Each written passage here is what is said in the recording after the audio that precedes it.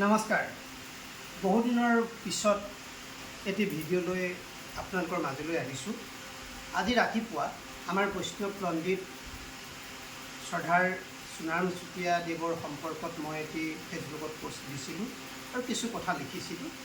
আৰু এই কথাখিনি পাইছিলোঁ মই আমাৰ বিশিষ্ট লেখক সুবক্তা আমাৰ সকলোৰে শ্ৰদ্ধাৰ ময়ূৰ বৰাদেৱৰ ব্ৰাহ্মণ্যবাদৰ কলীয়া ডাৱৰ আৰু অসম এই কিতাপখন আপোনালোকক পঢ়িবৰ কাৰণে মই বিনম্ৰভাৱে অনুৰোধ জনালোঁ, যিসকলে পঢ়া নাই। আজি মই পোষ্টটো দিওঁতে বহুতে সঁহাৰি জনাইছে। এতিয়ালৈকে প্ৰায় 1 লাখ মানুহে পোষ্টটো চাইছে। এজন ব্যক্তিয়ে তাত কমেণ্ট কৰিছে, আম্বেদকাৰৰ সম্পৰ্কত কমেণ্ট কৰিছে। মই তেখেতৰ নাম ল'ব বিচৰা নাই। আম্বেদকাৰক যদি আমাৰ কোনোবা অসমীয়া সন্তানে, সুযোগ্য অসমীয়া সন্তানে সেই সময়ত যদি মহাপুৰুষ শ্ৰীমন্ত শংকৰদেৱৰ যি দৰ্শন, আমাৰ গুৰুজনাৰ যিটো লক্ষ্য আৰু উদ্দেশ্য, আমাৰ গুৰুজনাৰ যিসমূহ বাণী, গুৰুজনাৰ যিসমূহ কিতাপ আম্বেদকাৰক যদি বুজাই দিব পাৰিলেহেঁতেন, মোৰ বিশ্বাস আম্বেদকাৰে কেতিয়াও বৌদ্ধ ধৰ্ম গ্ৰহণ নকৰিলেহেঁতেন। আমাৰ মহাপুৰুষ শ্ৰীমন্ত শংকৰদেৱে তেখেতৰ যিটো চিন্তা দৰ্শন, তেখেতৰ চিন্তা দৰ্শনত সংকীৰ্ণতা, জাত পাতৰ বিচাৰ, ধৰ্মীয় বিভেদ আদি সম্পূৰ্ণৰূপে অনুপস্থিত।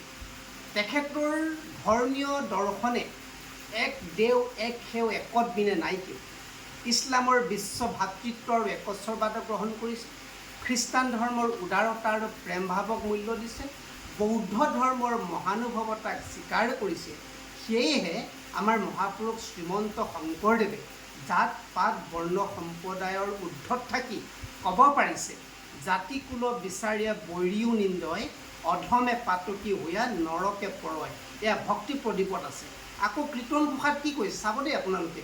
কুকুৰ শৃগাল গদ্য ভৰো আত্মাৰাম, জানিয়া সবাকো কৰি কৰিবা প্ৰণাম। তাৰপিছত আকৌ কি কৈছে, কীৰ্তন ভাগৱতত কৈছে, সমস্ত প্ৰাণীকে দেখিবে আত্মসম, উপায় মধ্যত এইটো আতি মুখ্যতম। শেষত আকৌ কি কৈছে, ব্ৰাহ্মণৰ চাণ্ডালৰ নিবিচাৰি কুল, দাতাত চুৰত যেন দৃষ্টি একতুল, নিশ্চত সাধুত যাৰ ভৈল্য এক জ্ঞান, তাহাক এখে পণ্ডিত বোধয় সৰ্বজন।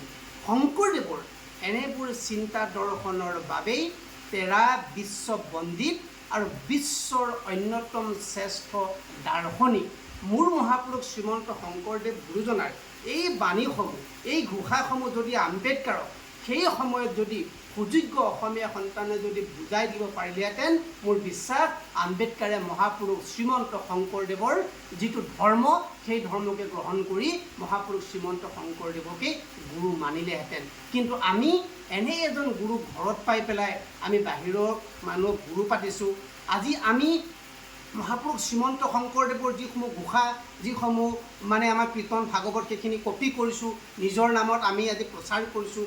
এয়া অসমীয়া জাতিটোৰ বাবে বৰ দুৰ্ভাগ্যৰ বিষয়। আহক আমি সকলোৱে সময় থাকোঁতে হাতে হাত ধৰি মহাপুৰুষ শ্ৰীমন্ত শংকৰদেৱৰ বাণীসমূহ প্ৰচাৰ কৰি মহাপুৰুষ শ্ৰীমন্ত শংকৰদেৱক নিজৰ ঘৰখনৰ লগতে নিজৰ চুবুৰীত, নিজৰ ৰাজ্যখনৰ আমি প্ৰতিষ্ঠা কৰোঁ। বহুতে কয় মহাপুৰুষ শ্ৰীমন্ত শংকৰদেৱক বিশ্ব দৰবাৰত প্ৰতিষ্ঠা কৰিব লাগে। বিশ্ব দৰবাৰটো আমি বিশ্বত ৰাখি আমাৰ নিজৰ ৰাজ্যখনতে মহাপুৰুষ শ্ৰীমন্ত শংকৰদেৱক আমি সকলোৱে প্ৰচাৰ কৰি, তেখেতৰ বাণীসমূহ প্ৰচাৰ কৰি, বাহিৰে ভিতৰে তুমি হৰিগুৰু বুলি ভাবা চৈতন্যৰূপে ভাবি ভজনা কৰি ইহকাল পৰকাল গুৰুজনাক আমি শিৰত লৈ অসমীয়া জাতিয়ে যদি আগবাঢ়ি যাওঁ, পৃথিৱীৰ কোনো তৃতীয় শক্তিয়ে অসমীয়া জাতিৰ অনিষ্ট কৰিব নোৱাৰে। ধন্যবাদ।